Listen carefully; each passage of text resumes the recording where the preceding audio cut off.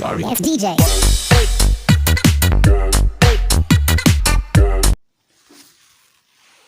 Namni kophee kaawwatu hin jiru. Furtuu carraatti fayyadamuu. Ani yoobsan Abbabeetii yoobsan arguu YouTube channel yoo isinitti tole like, share, subscribe, comment gochuudhaan hanga xumuraatti kana hordoftan kabajaan isin gaafadha. Namni kophee kaawwatu hin jiru. Furtuu carraatti fayyadamuu keenya. Namoonni carraan gosti tokkichi isaaniif dhufe akkamitti sadarkaa milkoomina adda addaa irratti argamuu danda'u. Namni hundumtuu maatii tokko keessatti dhalatee maatiin tokkichi hunduma isaanii guddisanii magaalaa tokko keessa waliin jiraatanii mana barumsaa tokkichatti baratanii akkamitti sadarkaa milkoomina adda addaa irratti argamu. Namoonni kunniin carraa wal fakkaataa argatanii inni tokko milkoominaan yommuu itti fufu inni biraan immoo waanuma xiqqoodhaan gufatee yommuu kufee hafu waa'een isaa sammuu namootaa keessatti gaaffii cimaa uuma.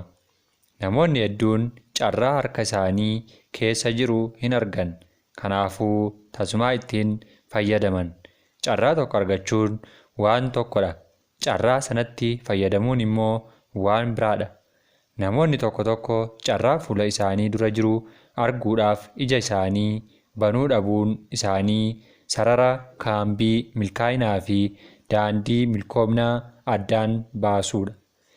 Waggoota hedduun dura namoonni lama biyya Awurooppaa baay'ee guddatti keessatti kaampii turan. Gara biyya boodatti haftuu tokkotti faabrikaa kophee akka dhaabaniif ergaman. Biyya hiyyeettii sana keessa namni kophee miillatti kaawwatu hin jiru. Namni biyyichaa hundumtuu miila qullaa yookiin duwwaa adeema.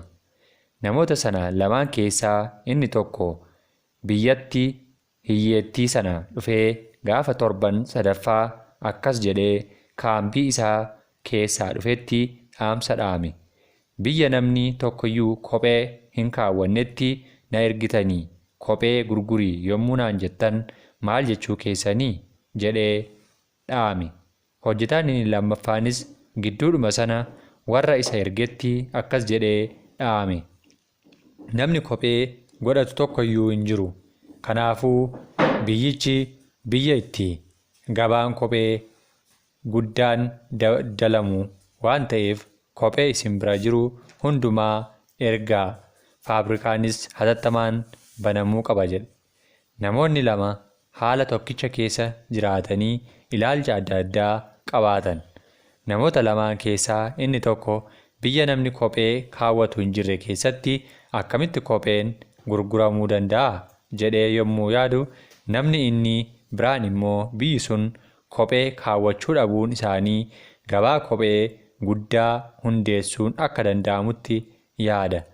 Namni dhiphisee yaadu carraa isaaf dhufe keessatti rakkoo isaa mudachuu danda'u arga.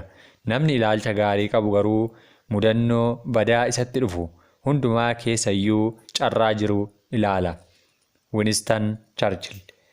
Dhaabbadhuu naannoo kee ilaali. Naannoo kee carraawwan hedduu marsanii jiru.